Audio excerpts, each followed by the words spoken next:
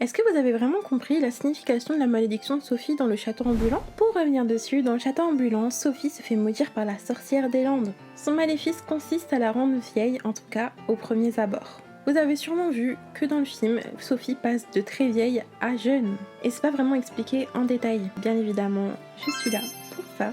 La malédiction de Sophie fonctionne vis-à-vis de ses émotions et de son estime de soi. Elle va donc vaciller pendant le film entre jeune et vieille vis-à-vis de ça. Si vous vous souvenez, dans la scène où Haru lui montre un magnifique champ de fleurs, Sophie est jeune et heureuse, mais dès qu'elle commence à s'auto-flageller et à se dénigrer, elle redevient vieille. On peut aussi voir que quand elle dort, elle est jeune. C'est parce qu'elle ne réfléchit pas et qu'elle ne peut pas penser négativement. Et c'est d'ailleurs pour ça que j'aime autant Sophie. On se rattache facilement à elle parce que au niveau de l'estime de soi, ça peut être compliqué pour tout le monde. Et voir son combat contre elle-même pendant tout le film jusqu'à arriver à la fin où elle reste jeune pour la plupart du temps, ça fait du bien au cœur. C'est un exemple de persévérance et que aussi on peut améliorer son rapport avec soi-même. Et parfois, tout ce qu'il faut, c'est que des gens vous écoutent et vous comprennent. Dites-moi dans les commentaires si vous avez compris les subtilités du maléfice de Sophie et aussi quel est votre film du studio préféré.